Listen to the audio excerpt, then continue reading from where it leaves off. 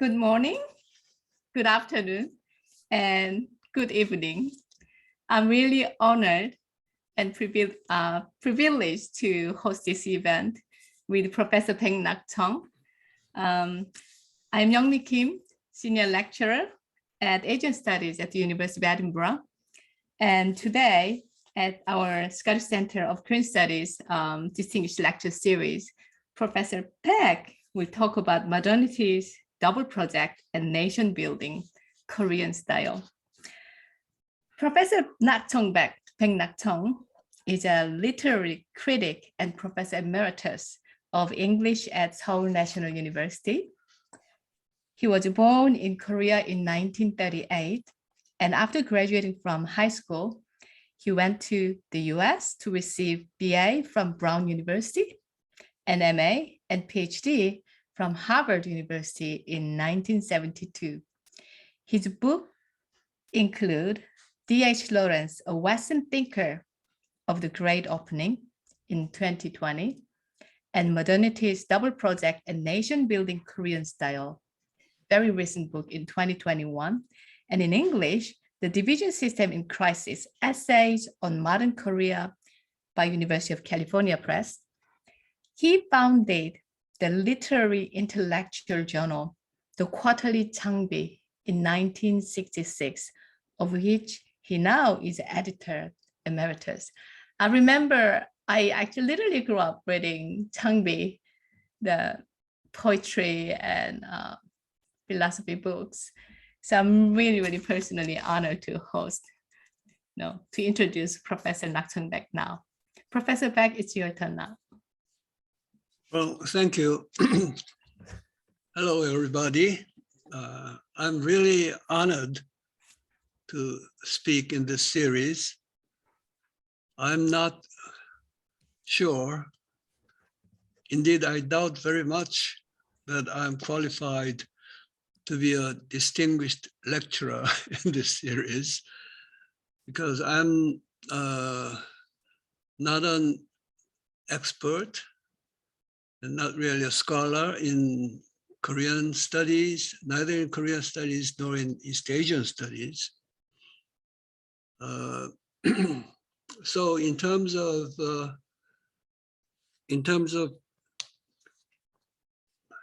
expert scholarship, I know I'm quite unqualified. On the other hand,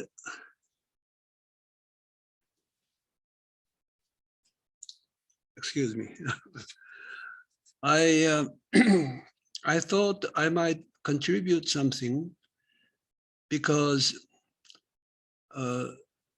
certain topics and themes of my concern, my long-standing concern, are not do not seem to be sufficiently addressed by experts and scholars. So if you are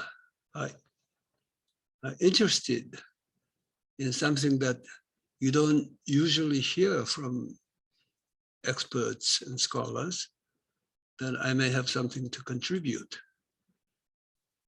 Well, my title, Modernity's Double Project and Nation Building Korean Style, replicates in English the title of my recent book in Korean.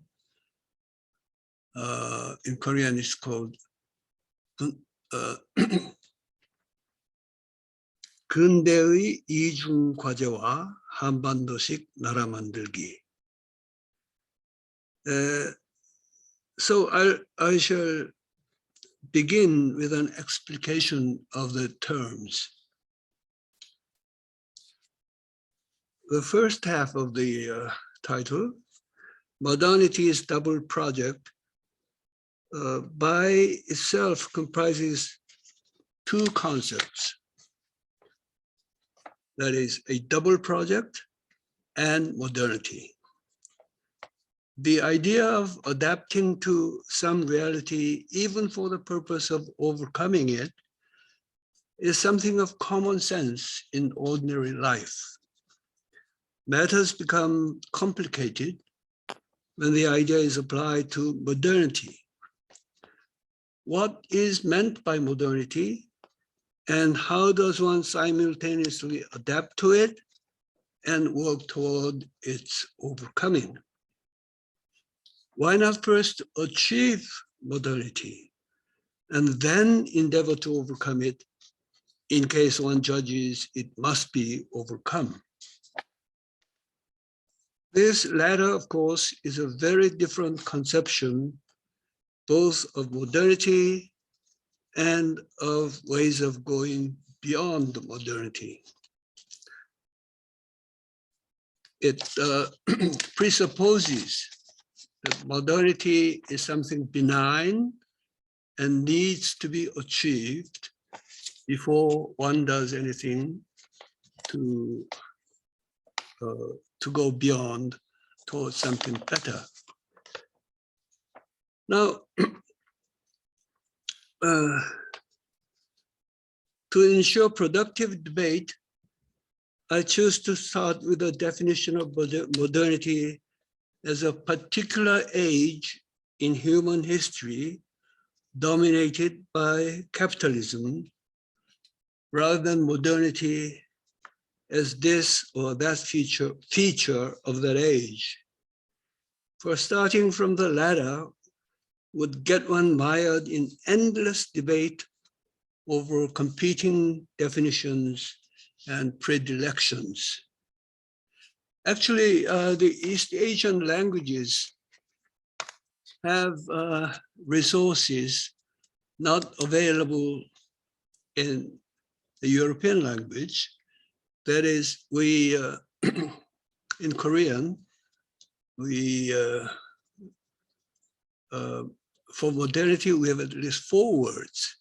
There is 근대, indicating the historical period, 근대성, which means a certain feature or characteristic of 근대, then 현대,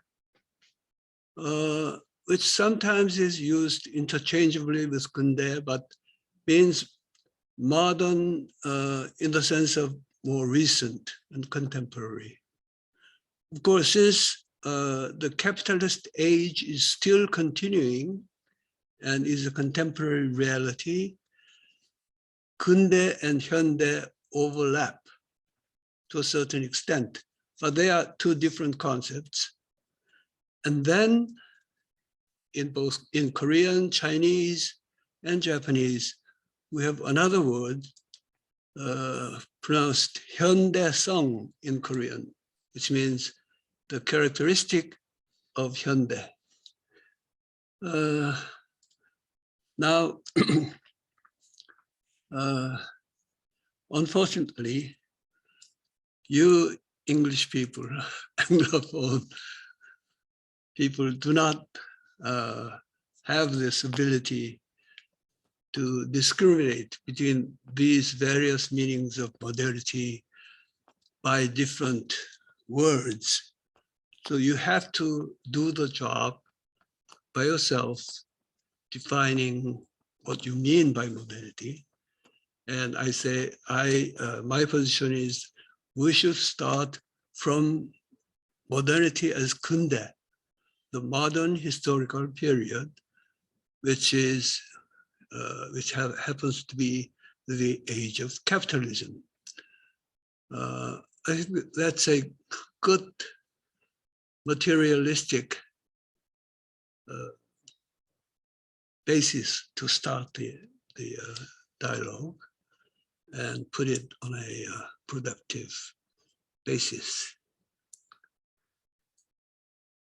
Now, as far as I'm aware, I was the first to present the phrase or the term modernity's double project, initially in English at an international conference at Fernand Braudel Center in 1998, then in print in the British journal Interventions in the year 2000, and more recently in my article called The Double Project of Modernity in New Left Review number 95, 2015. Of course, there have been other presentations in Korean, but I confine myself to the English-speaking scene. Now, the argument itself is not entirely original. It largely takes up the Marxian dialectic of capitalist modernity, effecting a radical transformation, including liberating effects on the feudal society, feudal world, and at the same time producing forces to bring it to an end. You will recall the part in the Communist Manifesto where Marx talks about the bourgeois and proletarians, and what a radical transformation of the feudal society that the bourgeoisie have come to accomplish. So there is no question in Marx's mind that this is a reality that you have to cope with, you have to start from, but then he also maintains, emphasizes that we should go beyond this. And actually the bourgeois age is producing its own grave diggers.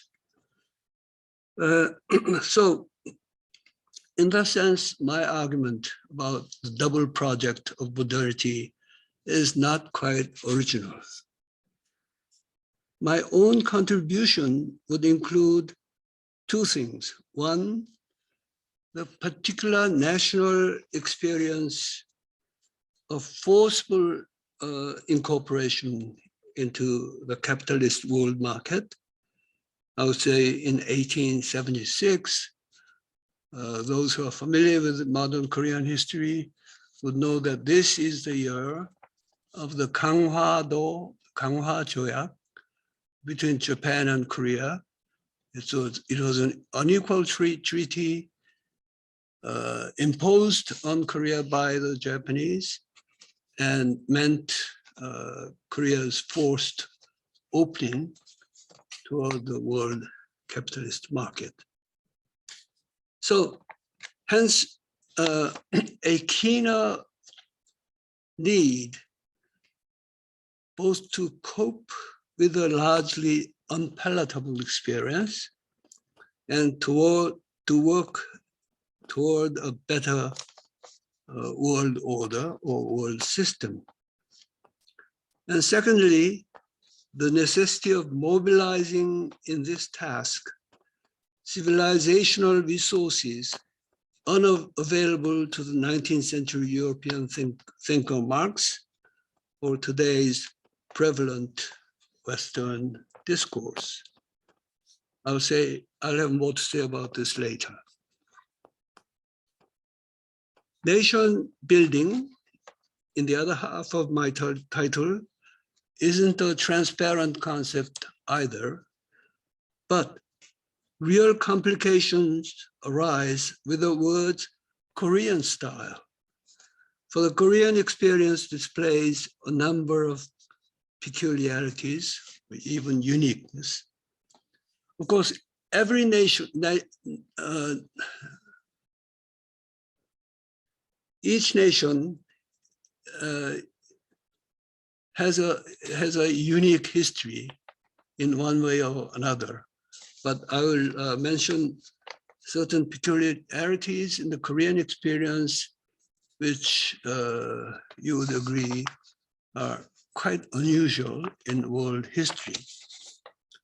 First, Koreans have maintained a unified political entity since at least the 10th century.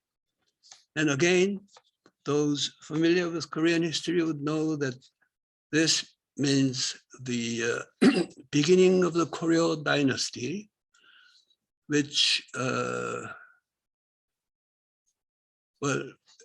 Koryo dynasty in the 10th century. But of course, you can go farther back to the unification by Silla dynasty of 3 kingdoms in the 7th century.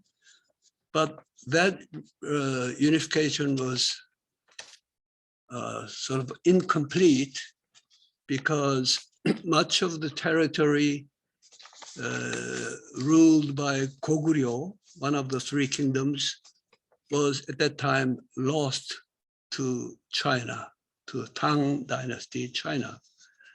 So it was quite incomplete. And then it was redivided into 3 kingdoms again, later in the 9th and 10th centuries, to be reunified by Koryo. And since that time, nearly all of the Korean peninsula have remained under a single political ruler, government. So Koreans have formed something of a pre-modern nation, or proto-nation, as some prefer to call it, quite early on. And secondly, Koreans yet fail to make the transition to modern nation state, monarchical or otherwise, at the end of the Yi dynasty. Yi dynasty, as you know, lasted from 1392 to 1910. And instead of forming a modern nation state, as the Japanese did, through their Meiji restoration, Korea became a Japanese colony instead. Thirdly, liberation from Japanese rule in 1945, at the end of the Second World War, resulted in territorial division and subsequently 2 separate regimes. This was the year was in 1948. And as you know, the 2 regimes, Republic of Korea in the south and Democratic People's Republic of Korea, DPRK in north, are still persisting. So resulted in 2 separate regimes rather than in a unified democratic republic, which had been the aspiration of the preponderant majority of the population since the March 1st independence movement in 1915. Now this, I don't think I have time to go to say much about this movement, but the movement itself is quite unusual. As Bruce Cummings noted, it's really unparalleled in colonial history for people to make such a large-scale rebellion or revolt only 9 years after it was colonized, the country was colonized. And also, I think it is remarkable that even though the last king of the Joseon dynasty was still alive at the time, there was no movement for restoration of monarchy. The people wanted a republic and a democratic republic. And so the provisional government established in Shanghai the same year stated in its constitution that Korea is a democratic republic. But here again, real complexity arises from the formation since the armistice of the Korean War in 1953 of a sui generis division system. For the long enduring state of armed truce has come to solidify into a peninsula-wide system of sorts, which in turn has helped to ensure the division's longevity. It is an entirely different kind of reality from anything obtained in other ideologically influenced post-World War II divisions, whether of North and South Vietnam, East and West Germany, or North and South Yemen. All these have by now been resolved in one way or another, because in none had one to contend with the kind of division system found in Korea. I suppose I'll have to elaborate a little bit on this idea of division system. If you read my English book on the crisis of division system, I wrote in the author's preface to the English edition to explain briefly the notion of division system and its significance. Now, I think it's best for me to read some sentences from that preface. The passage occurs on page 17 in small Roman numerals. And I'll read from the second paragraph. I have already indicated that the two Koreas should not be viewed as two discrete components of the world system, whatever that term may mean. This implies that the confrontation between the two Koreas represents a radically different situation than that between two normal states. In fact, the most important contradiction of the division system is found elsewhere than in the opposition of the two Korean states, whether this opposition is presented as an ideological battle, that is capitalism versus socialism, or a zero-sum struggle between two ruling groups, or enmity between two peoples. The existence of a common system encompassing the whole peninsula implies a certain congruence of interest through, though admittedly with mixture of enmity and real difference, among a set of forces active throughout the peninsula, which militate against the larger population oppressed and alienated by those forces.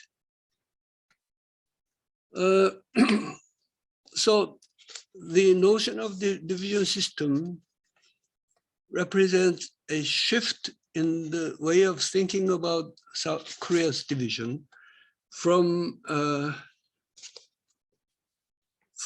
state-oriented or ideology-oriented approach to a people-oriented one. That is, it's people versus the vested interests on both sides, oppressing or the people and benefiting from the division. Now, there is a second important shift in the way of thinking, and I'll read from the last paragraph on that page. This leads me to another important change accomplished by the discourse of the division system, namely a turn toward a global rather than a narrowly national and nationalistic perspective. For the division system is conceived not as a self-enclosed social system, but a subunit of the world system, a local manifestation of the latter's operation at a particular conjuncture of its history.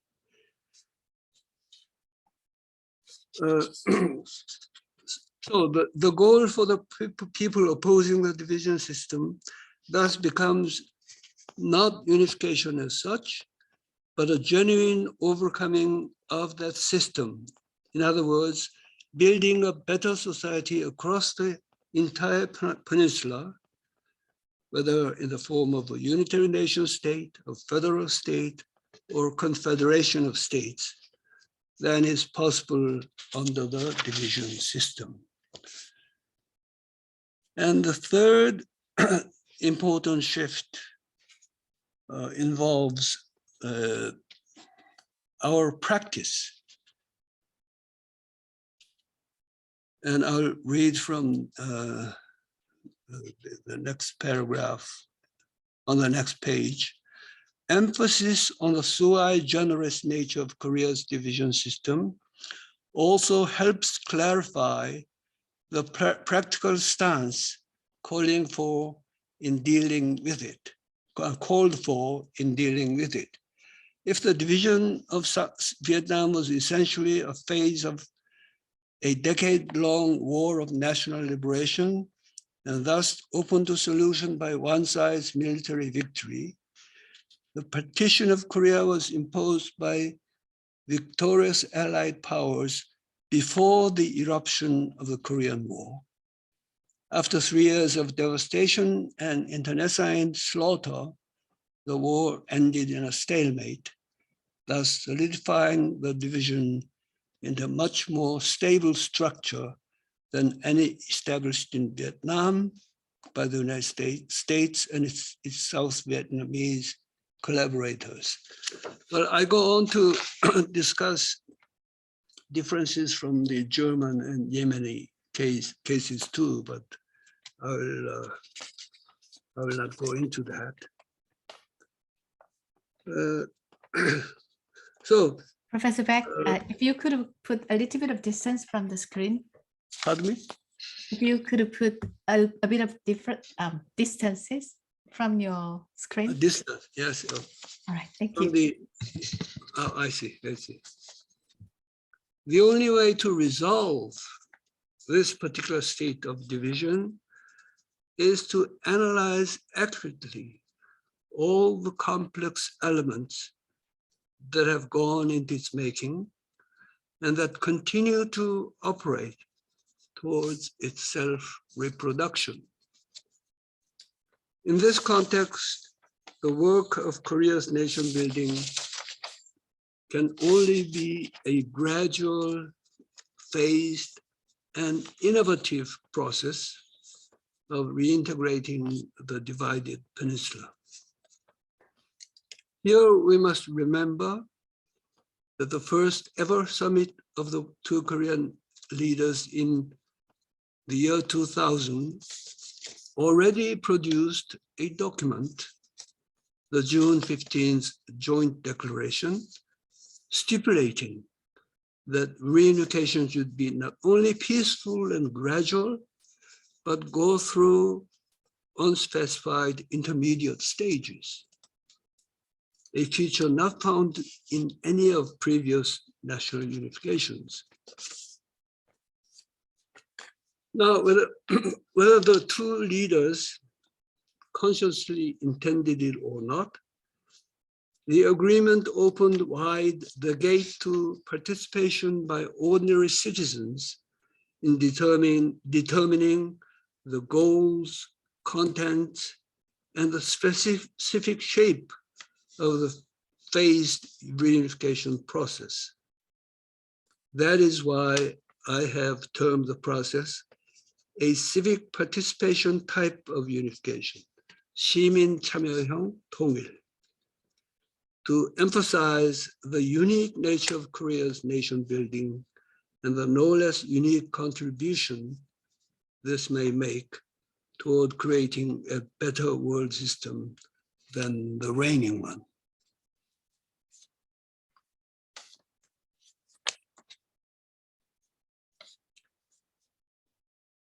At present, the process is bedeviled by the controversy over North Korea's nuclear armament.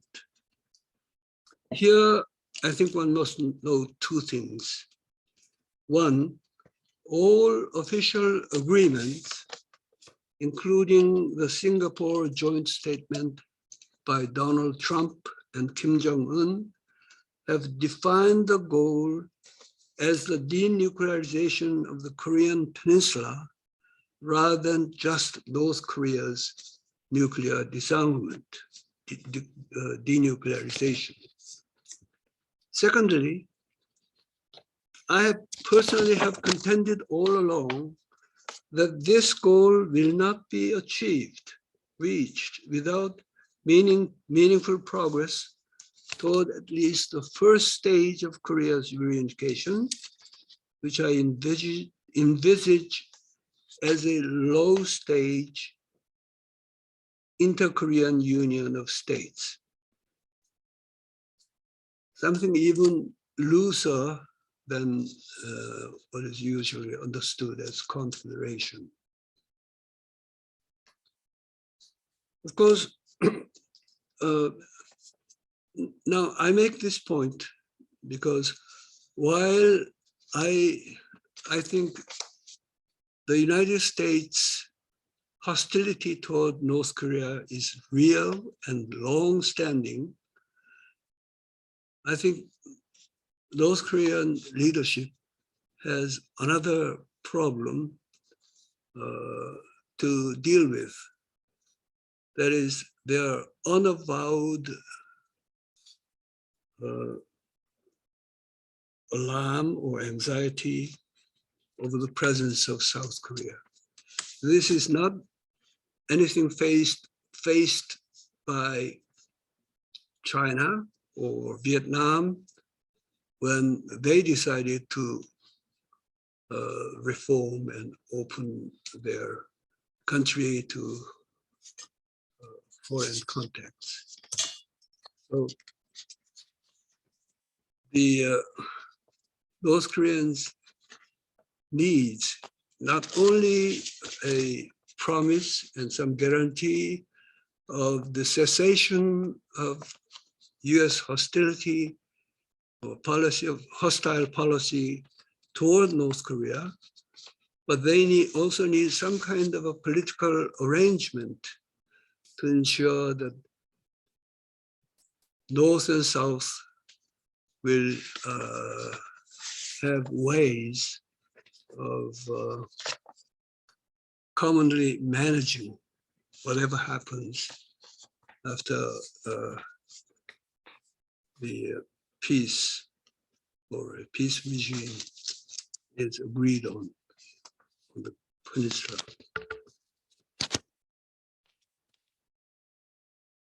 Now, despite ups and downs and what looks like a dismal impasse at the moment, I believe the process of nation building Korean style will continue, indeed is continuing, because there is no realistic alternative.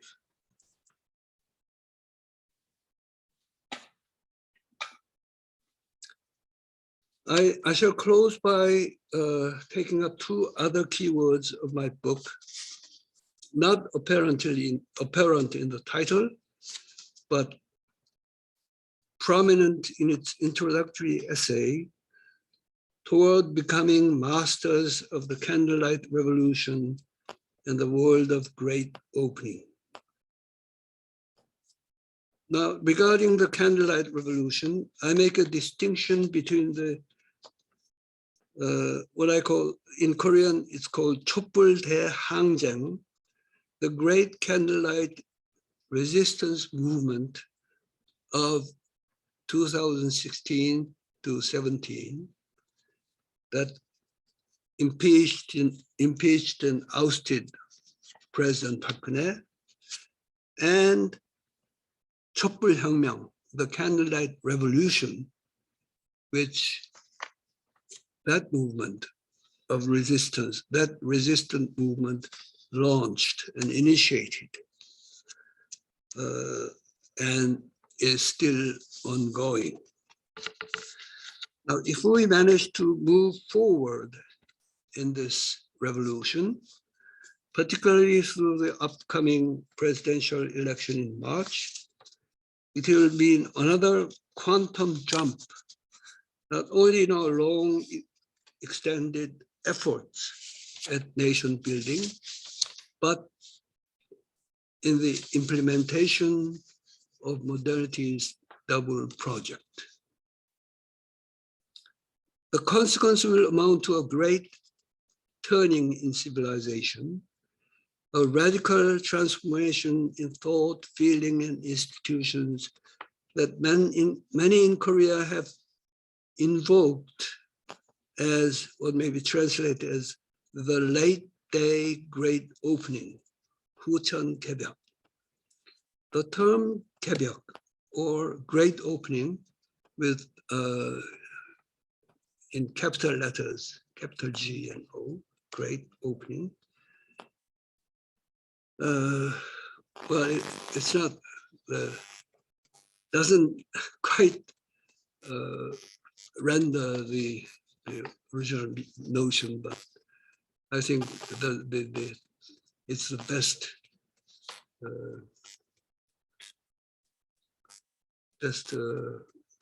available translation. So the term great opening itself is found in old Chinese classics and indicates the initial great opening of heaven and earth. Like the creation in the book of Genesis, but unlike God's creating out of nothing, ex nihilo, it's something that opens up what was already there. And that was the sense in which great opening was used in the old Chinese classics. Now, Korea's unique innovation, indeed a world historical breakthrough, has been the notion of a new great opening or late day great opening. The tradition begins with the Donghak movement of 1860s and is further developed by subsequent thinkers and activists. By the way, have any of you checked whether the now defunct journal Cross Currents still maintains its archives? I wrote a piece in 2017 on One Buddhism and the Great Turning in Civilization in Cross Currents, East Asian cultures and culture and history, or something like that. It was published by, it was a joint venture by Korea University and the UC Berkeley but it ceased publication a few years ago. But the old articles may still be available online. Anyway, in this article, I go into a little more into the tradition with the focus on one Buddhism.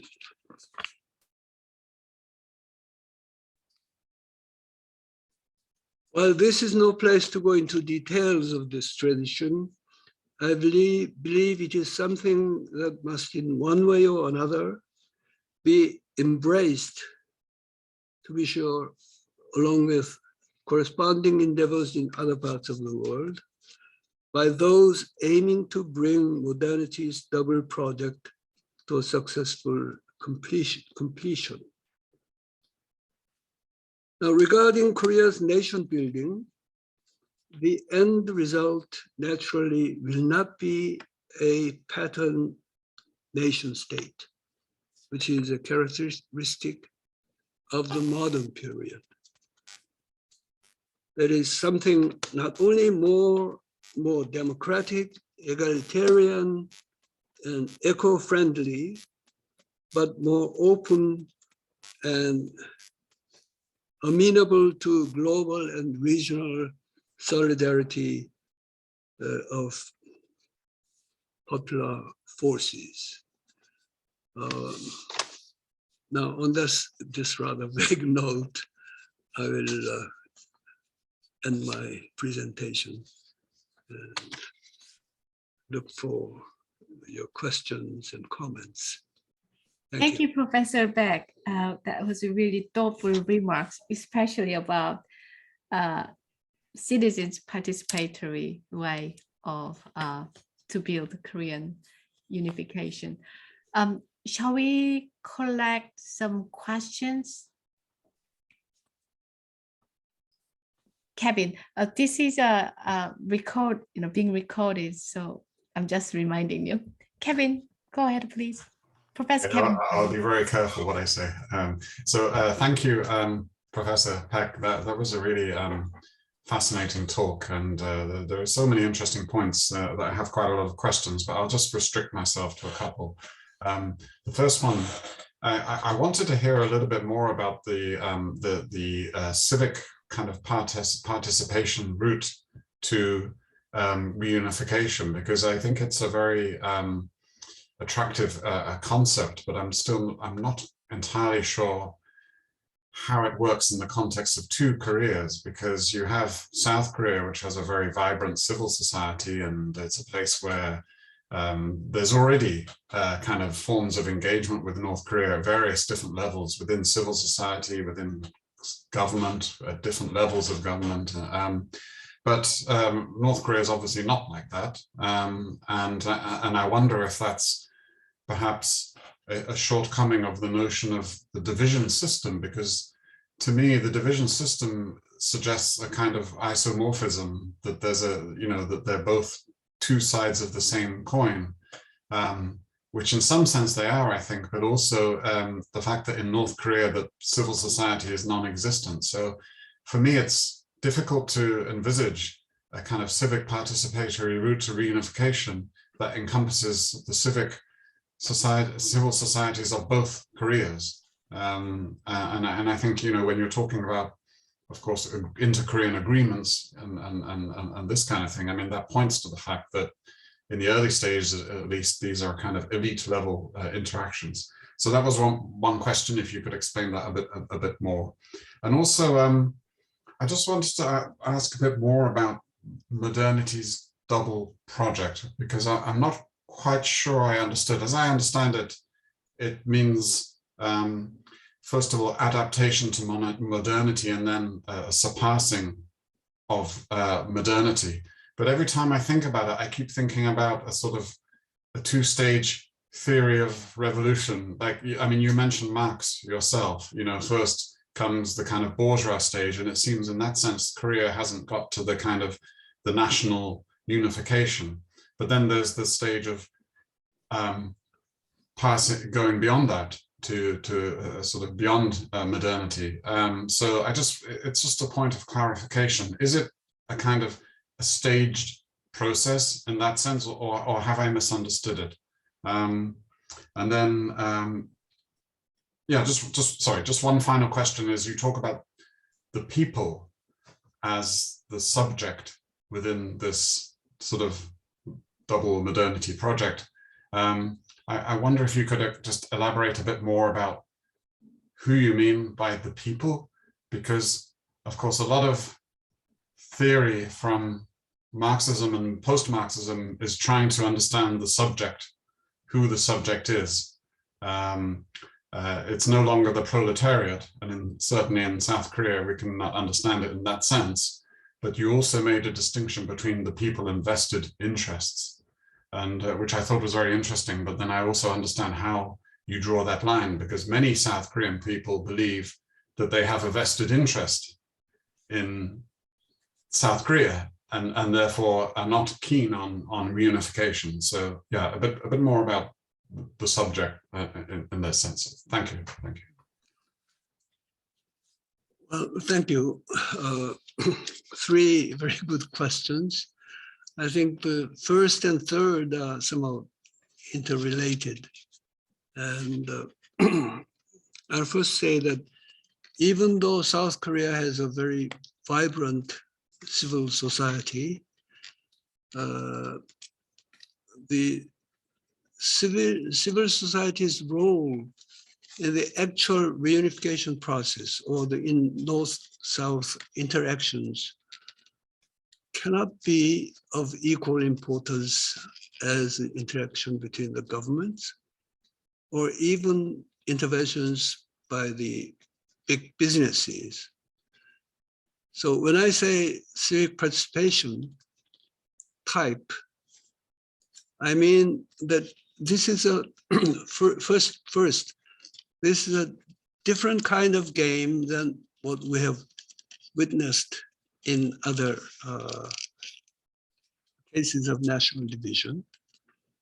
And the people can participate not just in inter-Korean exchanges or negotiations and so on, but by deciding what kind of government we shall have.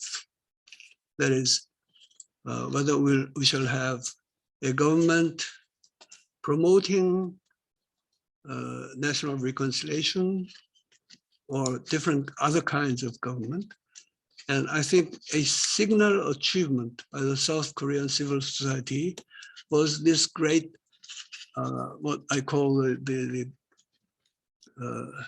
great candlelight resistance movement of 2016 and 17, which put an end to nearly 10-year-old policy by Lee Myung-bak and Park Geun-hye of promoting antagonism rather than cooperation between the two Koreas.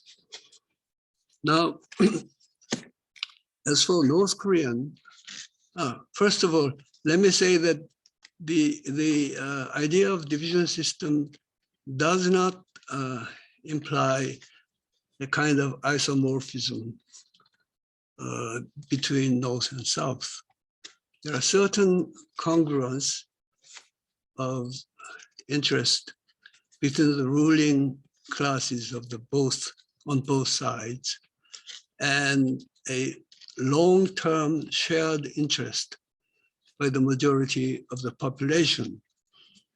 But this dynamic differs from time to time, and both within North Korea and within South Korea. In each case, differing in a particular historical phase. So it's not, the isomorphism is not in my idea. It's not a part of my idea. So in thinking about civic participation in North Korea too, we should not expect the kind of civilian involvement that we find in South Korea. But the North Korean people are not just what we see on television when they come to a mass rally and applaud the great leader and so on.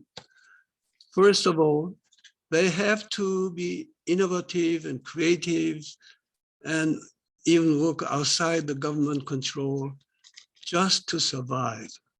So they are, their efforts are changing the society at the bottom level.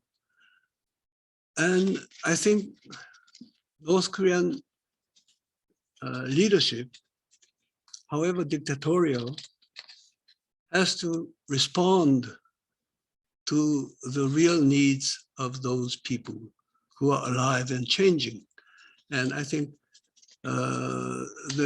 current leader Kim Jong-un seems to be particularly sensitive to that aspect. So I think this partially answers who the people are.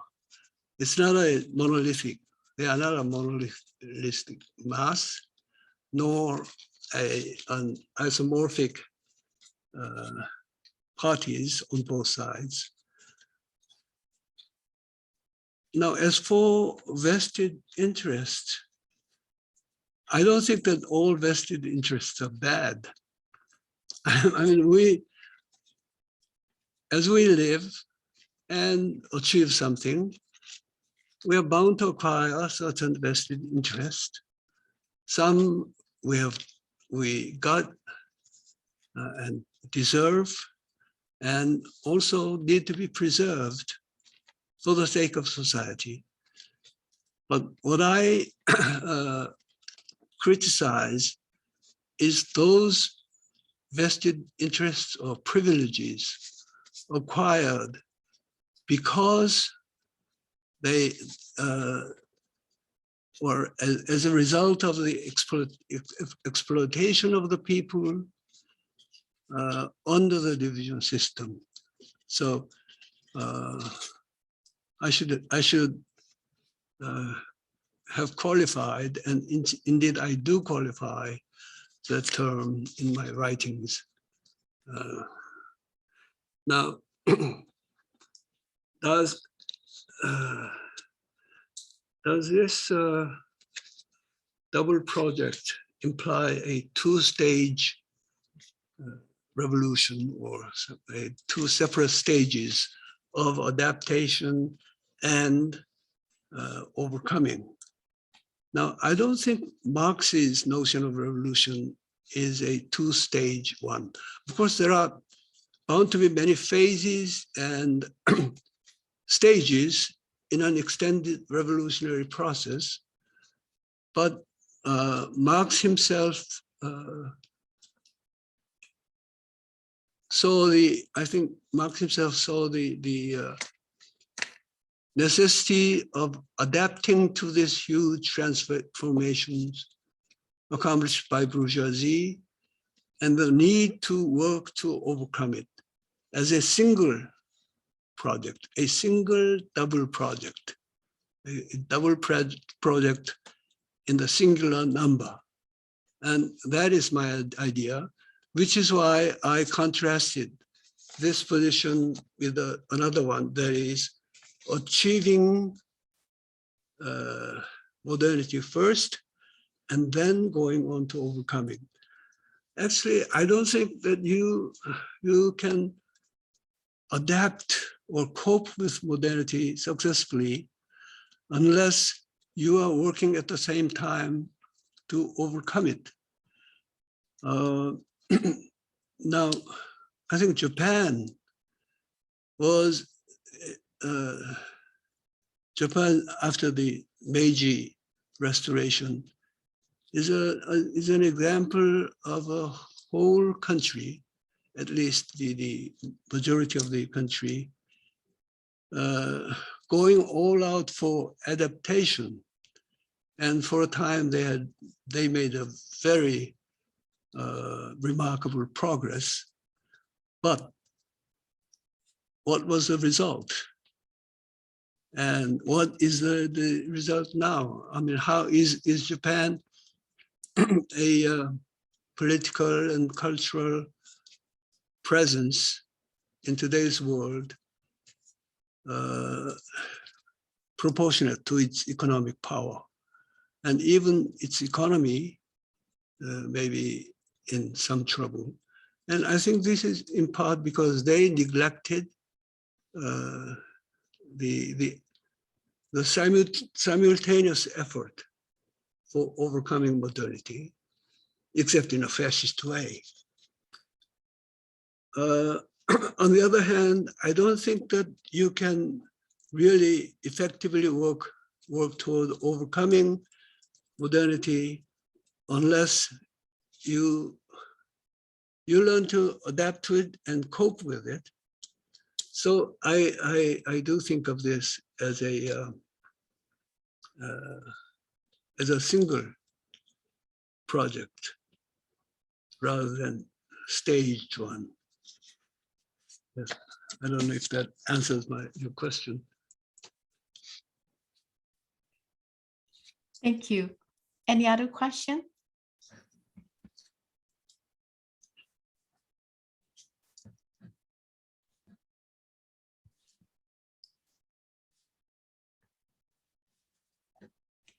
For me, if you have any question, please have your hands up on the screen so I can tell in advance. Professor Paik, for me, being a political scientist, the term modernity is really actually confusing, even in Korean, 근대 and 현대. So my question is, does modernity include being one nation or unified country?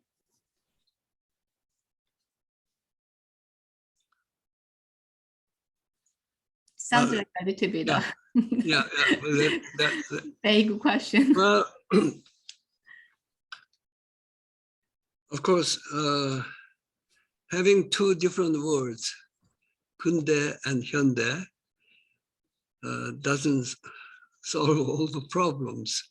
There are many confusing problems remaining. But I do think that the two terms are logically distinguishable. I mean, they have two different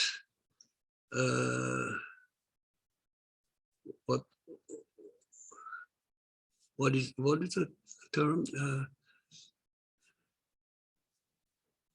Different contents, logical contents, but the application or the extension of the two concepts overlap. Well, that said, modern national state, nation state, is usually counted as one of the marks of modernity, of successful modernity. Now, Koreans too, after Korea's forced entry into the capitalist world market, and then colonization by Japan, wanted to build this modern nation state. That was the aim of most people in 1919, in the March 1st independence movement and the subsequent establishment of the provisional government in Shanghai. And it was the aim of the Korean people when we were liberated from the Japanese. But we failed to accomplish that. We had two separate regimes on both sides of the 38th parallel. So many people, some people anyway, still long for the kind of single unitary nation state that we failed to build in 1945. But we have lived divided for over 70 years since 1945. And after an attempt on both sides to reunify the country by military force, the war ended in stalemate, and we have lived about, should I say, nearly 70 years since then, very different lives. So I don't think it's possible, it's realistically feasible for Korea to be reunited and become a single nation as we had aspired in 1919 or 1945.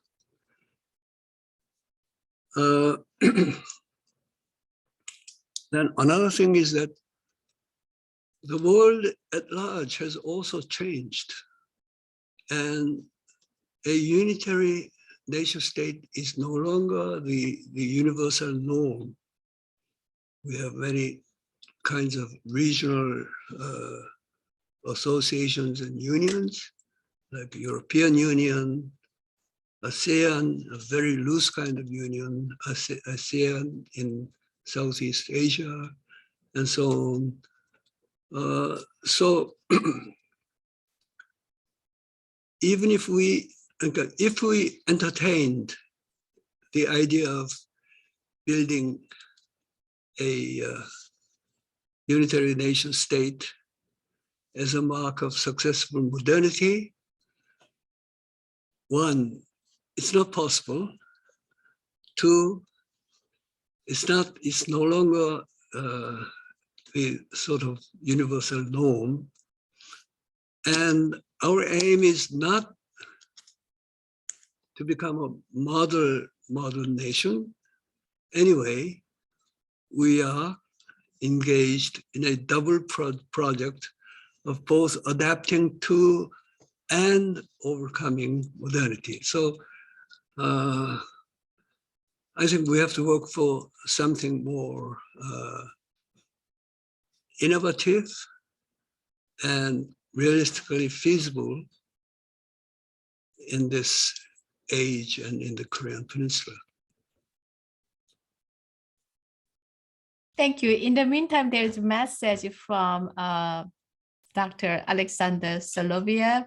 He needs to go for conference, but he said he really enjoyed your talk. We have a PhD student actually working on candlelight visual. Jian, do you have a question? I know you've been reading Professor Beck's book. Yes.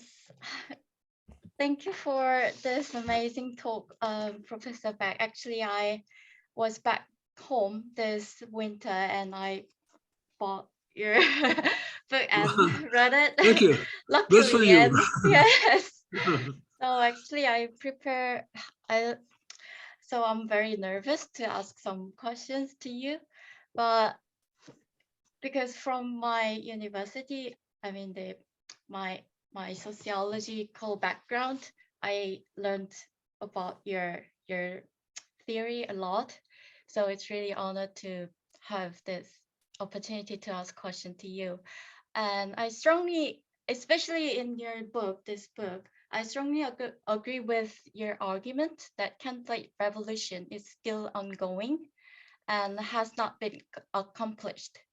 And from my perspective, this government, so-called candlelight government, initiated from the great support of candlelight citizens, conceives overcoming contradictory of division regime in Korean Peninsula as their most prioritized and significant goal.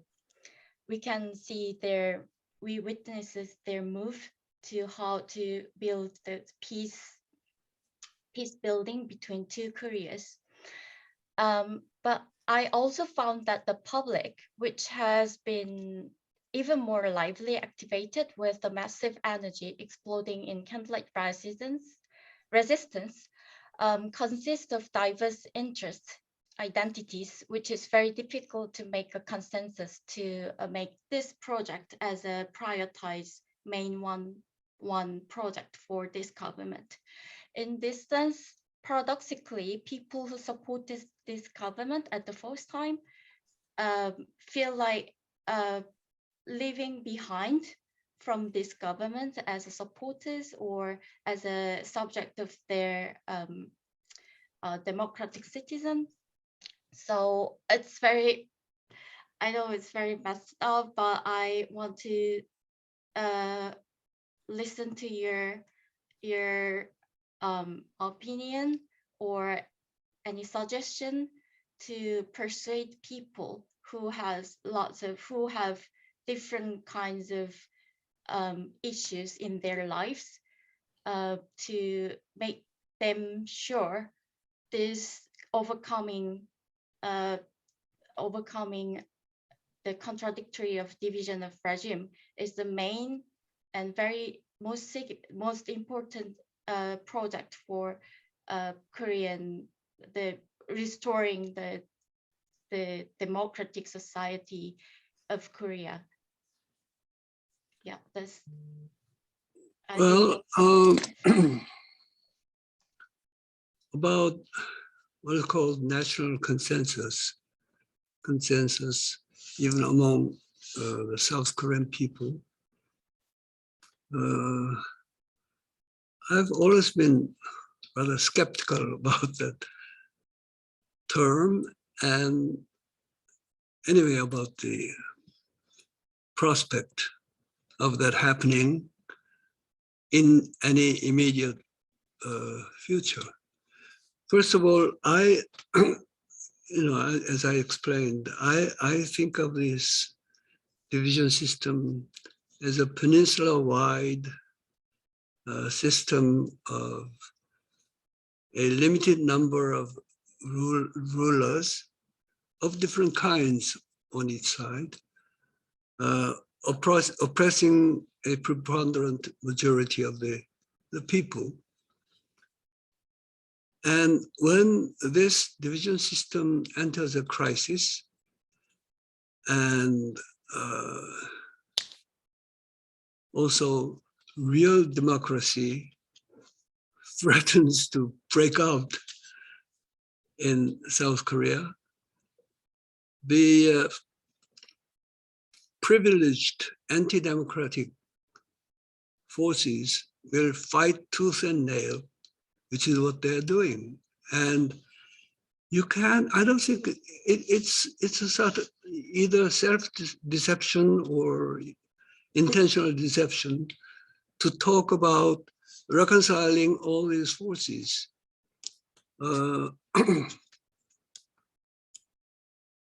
And this is why I think the coming presidential election is a crucial moment in the progress of South Korean democracy.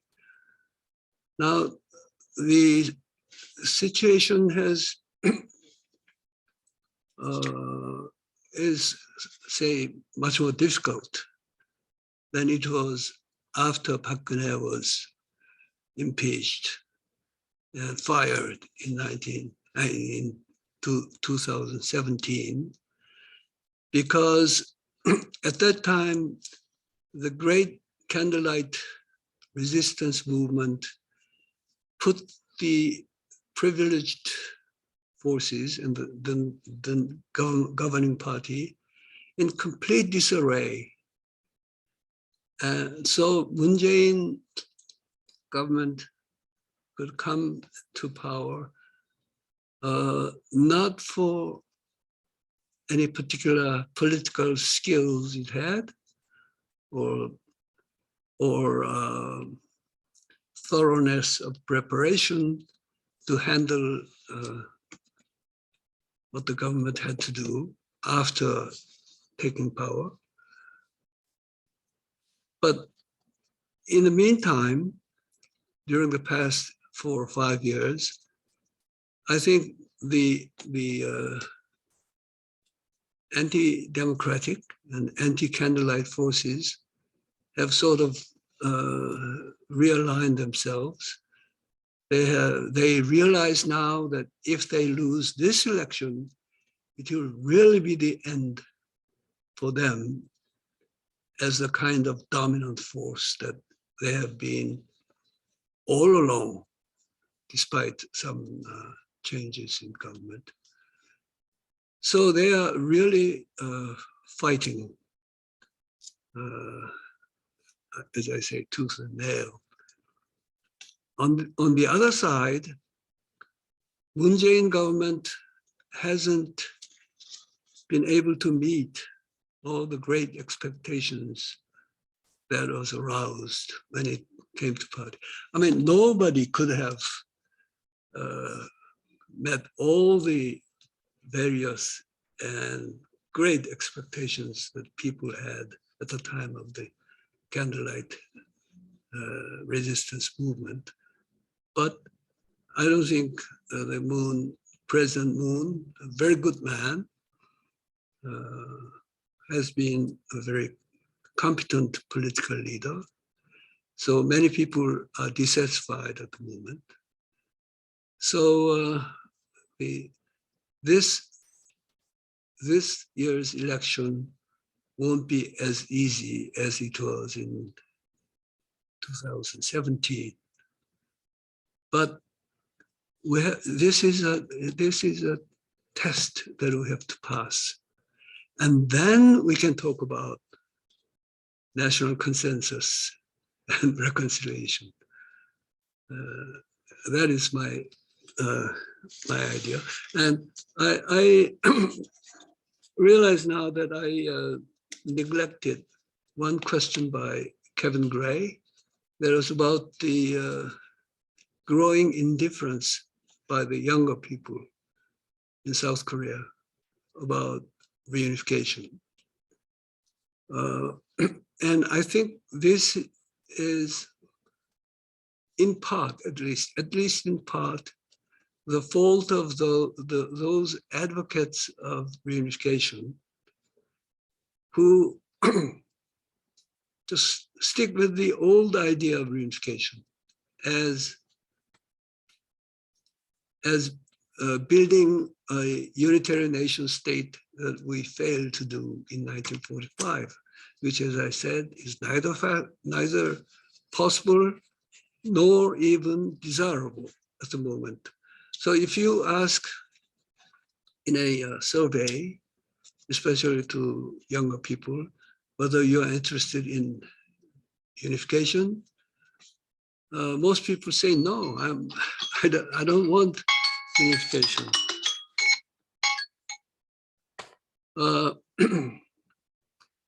I think we should.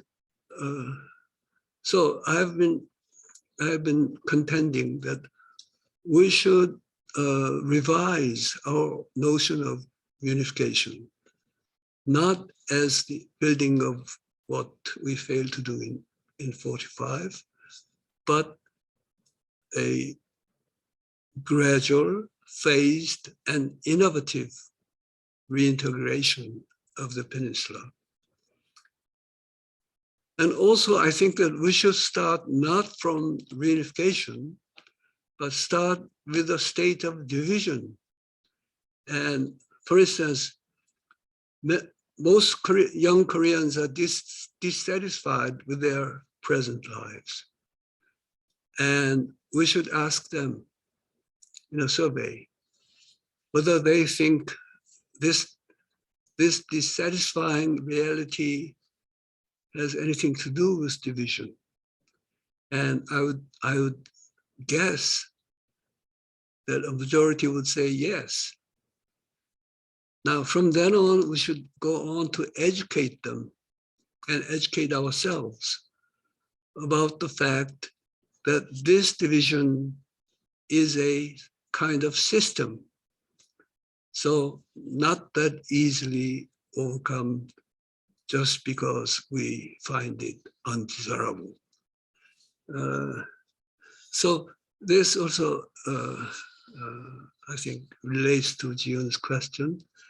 We have to somehow manage to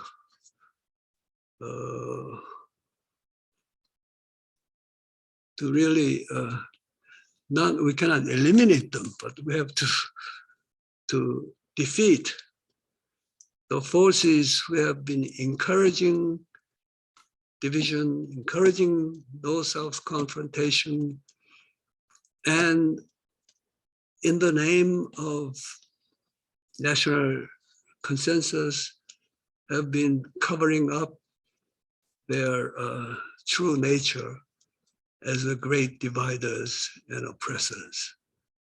Well, that is my that is my view.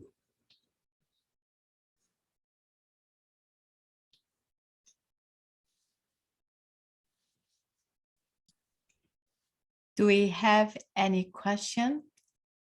Some students left a message, they have a class, so they left.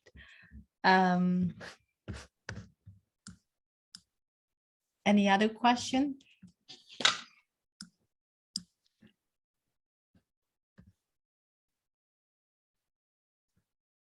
I was actually wondering about, looking at the environment, political environment in South Korea at the moment before the presidential elections. And you actually briefly mentioned about this generational, the angle of the youth.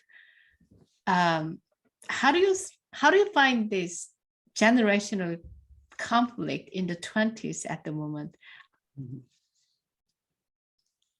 Well,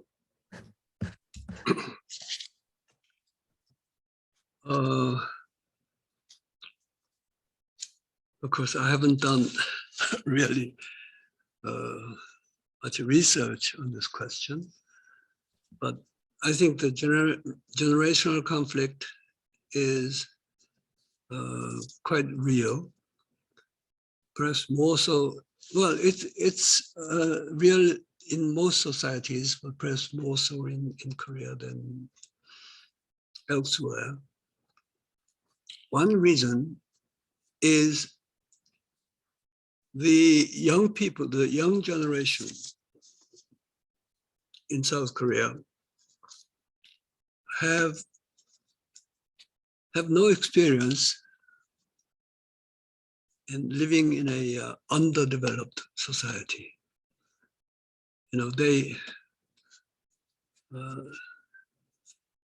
They've already always lived in a society which became sort of an advanced nation in many ways. But then, so Korea is now one of the economically leading countries.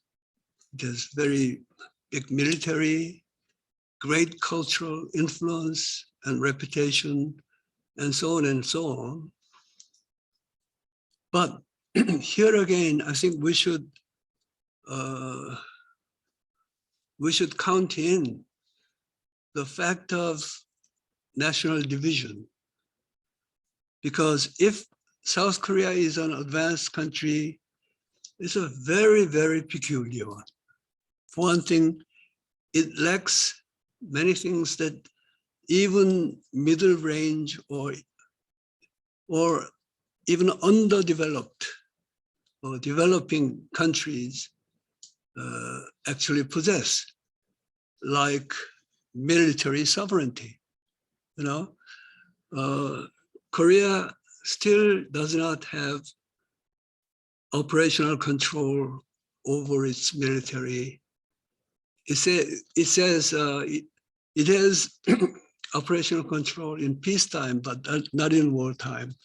But it's wartime operational control that really counts. And that is still in the hands of the United States. Now, this is a future feature of South Korean society that you will not find in any of the so-called middle powers, nor even on so-called underdeveloped or developing country, for instance, like Myanmar, which has full control of its military, only using it to kill its own people. But still, they do have this operational control over its own troops. South Korea doesn't have that. I mean, what kind of advanced country is that? So this is a very exceptional sort of advanced country. Also, South Korea, neither South Korea nor North Korea has an internationally acknowledged border or its territory, except on paper. I mean, on paper, the Republic of Korea, this territory covers all the peninsula and the adjacent islands. But our actual control stops at the demilitarized military demarcation line, armistice line, and that is not an internationally acknowledged border. It's only a truce line. So that's another kind of very curious defect in a country that claims to be approaching G7 or what have you. So I think what we need is both pride, legitimate pride in what we have accomplished, to be acknowledged as an advanced nation, but also we should also be aware of the peculiar defect that our country suffers from, despite its economic prowess and cultural power and so on. So this is another feature of the division system. So we have to always remember that South Korea, however well it is doing, remains a divided state, and the division has solidified into a kind of system that is very difficult to get rid of. I don't know if that makes. Thanks a lot. We are almost going to the end of time. I see some familiar name like Dr. Mike Prentice, and we have lots of our PhD students at the moment. If you have a question before we end, please let me know. Yejin also has a question. Yejin, do you want to go ahead? Yeah, thank you so much. And thank you again, Professor Paik, for your wonderful talks. I just wrote like so many questions, but I'm just carried away with all thoughts. And I can't agree more about this, the necessary of the revising the reunification education as well. And I was just thinking if I could hear more about KPI ideology in terms of with the relation to one Buddhism, because it might be overgeneralization, but Christianity came with under the name of modernism, and also Christianity plays a big role in the North Korean society in South Korea currently because of their belief about rescuing people and being help of the people in need. And I really agree that KPI ideology can be a common ground to both North and South Korean citizens, and kind of elaborating civic participation through that KPI ideology. But however, because of religion can be used in the nation building, so I was wondering if that can falls into the religious debate between Christianity or one Buddhism or Buddhist believers. Yeah, so I wanted to know more about how to use the capital ideology to use it as to increase civic participation, not to falling into the religious debate. Mm-hmm. Well, I'm not sure I quite got all your points, but I believe that in order to overcome modernity, we should be able to overcome its ideologies too, whether it's liberalism or socialism. They are, from a larger perspective, they all are the products of the modern world system and part of the modern conception of knowledge, conception of what is true and what is false and so on. So there is a great deal of ideological exploration and adventures that we have to perform in the process of overcoming modernity. And again, you cannot just offer something quite different from the our traditions, and this is better than Western ideology and so on. You have to learn what you have learned from the Western traditions and the prevalent system of knowledge. You have to know how to cope with it, and yet, without being immersed entirely in it, you should be able to develop your own ideology, which can lead humanity into a new age. And you might find me rather chauvinistic, but I do believe that this kind of very real breakthrough was made in the Korean Peninsula already in 1860s by Choi Jae-woo and his movement of Donghak. And Won Buddhism, which starts in the early 20th century, carried on this tradition. And so I think this is a subject that we need to study, really.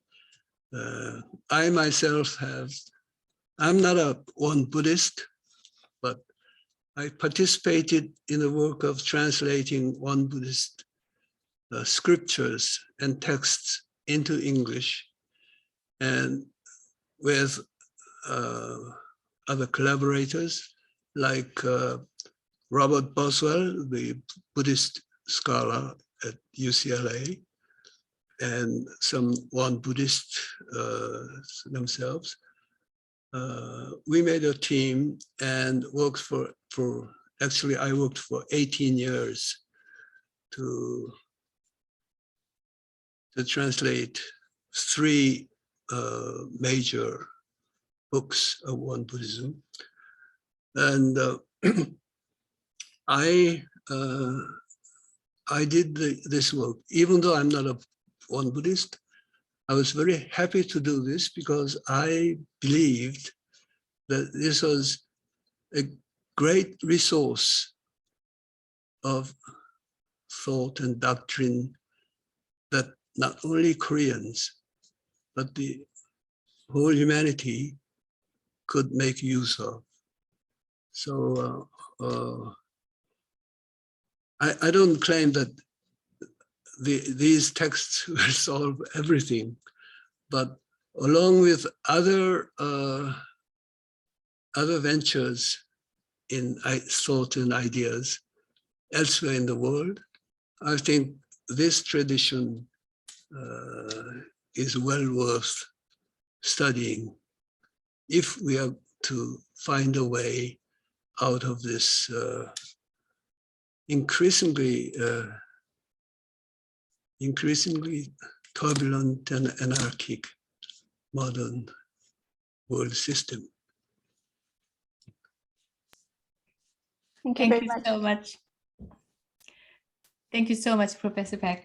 I think we should end, starting with Professor Paik's Distinguished Lecture Series. We also launch Asia Studies Series, seminar talk every Wednesday from 4 to 6. Next week is on China, and a week later, we come back on Korean Studies as well. So stay with us on Facebook is the easiest way, I guess, on Korean Studies. And Professor Paik, before we start, I actually told you maybe we should meet in person in Edinburgh someday. That would be great. I hope so. Thank you so much. I think we can end now. You can stop recording, Yejin. Okay.